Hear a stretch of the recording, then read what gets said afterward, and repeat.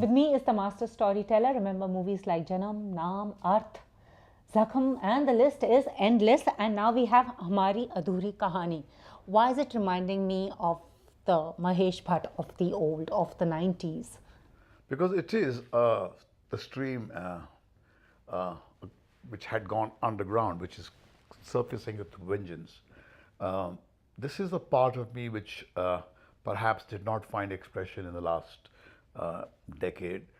You saw it resurface in Ashiki 2, that four handkerchief movie where people went and cried and felt, that person we thought we had lost is not really dead. He's still alive and kicking. But Hamari Adhuri Kahani, in fact, is a look back at my own childhood, the days when I felt vulnerable with a single mother who looked after me, and looking at my own life and weaving, of course, a lot of fiction in it. But the heartbeat of this film is sourced from my stepmother, who was an extraordinary woman, whom I looked like an adversary, whom I looked as a demon. But then, as I inched closer towards her with the passage of time, I saw that magnificence persona of her, which I was blind to. And the essence of that has kind of been hardwired in this story called Humari Adhuri Kahani. And of course, it's a tale of love of a normal Indian woman who is not emancipated in the sense of by the definition of the Western world. She chooses to live within the parameters of the prescribed traditional space. But how she also finds a way to assert herself. That progress, the process is so organic that it is perhaps more relevant than Arth was. Arth was a very relevant film in the 80s, where the woman, for the first time, revealed that she has this yearning to walk on her 2 feet, however shaky they are. But 15 years later, or 25 years later almost, if there is a film like Humari Adhuri Kahani, it in a way revisits that space, but enlarges the narrative. It looks at not the well-informed, educated Indian woman, but also a woman who perhaps is in what the small towns in the lower strata of society, who's still kind of in the stranglehold of tradition, which looks at her as a person who should not allow desire, which she is born with, to surface, and she must push it down and be always the sacrificial figure, not of somebody who celebrates life. And also, like Zakham and Janam were your memories of your mother. Yeah. So this is your stepmother's perspective. And as you said, you looked at her as an adversary. But now looking back, as you said, she was really not the demon. Was she a victim of the circumstances that she found herself to be in? An unavailable husband? No, I would say that I'm not telling the story of my stepmother. I'm telling the story of mine and my mother, because the character of Vidya with a child is essentially a look at my own life with a childhood without the presence of a male figure, and how vulnerable a beautiful woman feels in this male-dominated space, and how she tries to kind of, plow through the day and keep the hope alive in the children. That's something which is stuck to my consciousness. But the truth which I have borrowed, which is the bedrock of the story, is the truth which I discovered about my stepmother, of how somebody whom I looked at as a demon or as an adversary, revealed that when push comes to shove and life really pushes that individual to a corner, she behaved completely different from what I thought she would. And there was a kind of largeness of the heart, which I thought that existed only in books and in fairy tales. So it was that I have borrowed, but not borrowed it exactly the way it played out in our lives, but that lived truth is there in the core of this film. And also screenplay, you wrote the screenplay first and then it was adapted in a book. Usually it's the other way around, as you know, You see, usually. I was writing this screenplay, and then I was talking to this unique writer who is called Shurita Sengupta. She is a writer who writes in English and also runs a beauty salon. And she says that she cuts with her left hand and writes with the right hand. And I ran into her in Kolkata during Durga Puja. So I was just consulting her because my story explodes finally in Kolkata during Durga Puja time. So I said, if you want to write about the mist, you must go through the mist. And since I was not familiar with Kolkata and that space, I said, why not ask her to help me with the scene? So I just gave her an idea what the scene is, and she kind of immersed herself completely, and she came out with something completely unique. And she wrote it like a chapter. And when I read that, and I said, oh my God, I couldn't have possibly explored the depths of this woman and nor the space the way she has done. And that's when the idea struck me that what if we convert the screenplay into a book? Because it's a completely different idiom. We have seen Dr. Zhivago being turned, the Boris Pasternak work turned by Robert Bolt and David Lean into this masterpiece. Why not have a screenplay which has the spine, the story, the essential character, but give it to a person who is a person who writes in fiction and ask that person to bring her own space to it. And that's what she's done, and that's why this book is out now. And also, this could be a make or break film for Vidya, because after Dirty Picture, you had Kahani. Vidya didn't make some very good choices in the kind of roles that she chose. This could be a make or break film. And why Vidya? You felt she was like the best one to portray the lady in question. This is a watershed event for Vidya and for Emraan Hashmi.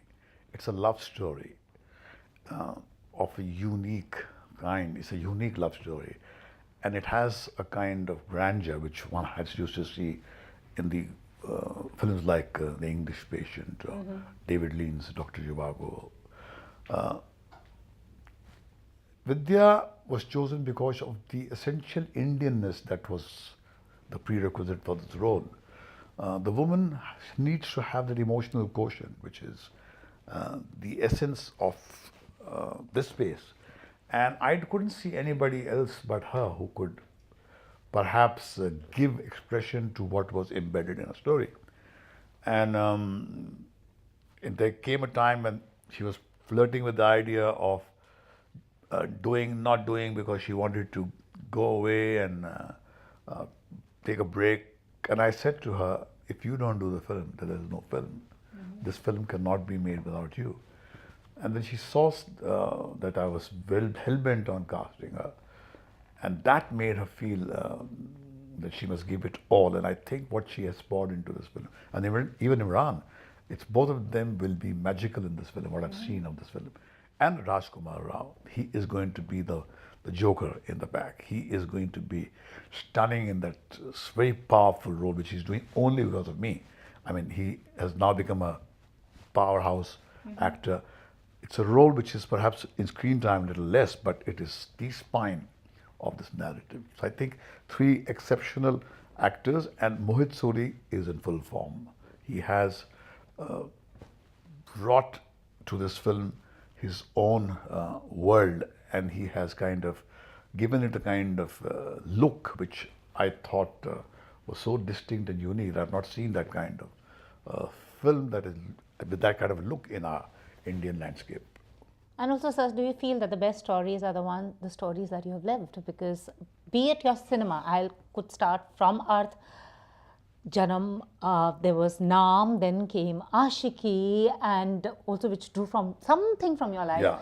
Best stories are what are autobiographical stories? I think so. It has the pulse, the throb, and the beat of life.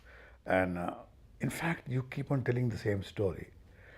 You see, the first experience of a child is he's born of the mother. The first body he comes in contact with is the mother. So the heartbeat of my mother is the first sound. Her fragrance is the first fragrance. And that is my universe. From there, I learned my the lessons of my life even before I went to school, even before I went to the kindergarten. Somehow she had exhaled um, all the understanding that she possessed into me on a very subliminal level, like animals do. And so, in fact, I keep on telling the same story.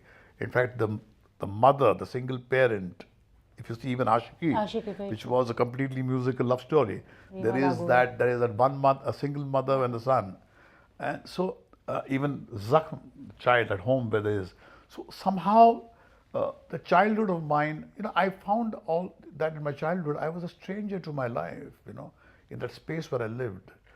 I was not like the boy next door. The homes that they lived in were different. And it's only when I started talking about my home and stopped pretending to be like them that I found my voice. And it was so simple that as long as you sing somebody else's song, uh, you cannot find your voice. At the moment you sing your song, which is kind of pulled out from your own being, it has a distinct feel, and that's how it happens. So that's why, even before I've said anything about Humari Adhuri Kahani, people around who are familiar with some work of mine say, he's saying something which we liked, Exactly, which touched and us. that's exactly what I'm coming to. So will we see more of that? And will we see you direct? Because now Mahesh Bhatt is the producer that we who grew up in the 90s cannot relate with that kind of cinema. Well, Horror. Well, I don't think. I think you could relate to Ashiki too. Ashiki too, yes. I'm not talking about Ashiki, So but it's I the would say other. that I would say that this is a new, reinvented Mahesh Bhatt kind of cinema with a vigor of the 21st century, which only a person like Mohit Suri can bring. Because the syntax and the idiom of today is something that he's familiar with. I can give my worldview, but it is he who has to go and construct it. It's like Sudita Sengupta taking my world and putting it in her being and then giving this expression through this book. Now, this couldn't have been achieved without her. Similarly, Humari Adhuri Kahani couldn't have been possible without Mohit Suri imbibing it, metabolizing it, and coming out with what is here. Is there a dichotomy between the Mahesh Bhatt, the director, and Mahesh Bhatt, the producer? Not at all. I don't see that as a dichotomy. People see that as a dichotomy. I feel that there is a part of me which is comfortable doing movies which are according to market specifications. But there are certain movies which come out with the engagement of my heart, when I engage with myself. And those are intensely personal, and they flower like leaves coming to trees. You can't possibly run an establishment with this kind of luxury that we will write when you don't really feel like. There you have the publish or perish principle. You have to write a story. You have to put a production, on the floor, because you have establishment costs. So it's not possible for you to always go and bring a film which has your essence or has your fingerprints on it. And I'm lucky that even when I had given up on myself, a film like Humari Adhuri Kahani flowered in my heart, and it's finding expression even in a book now. Thank you very much, sir. Thank you so much, sir.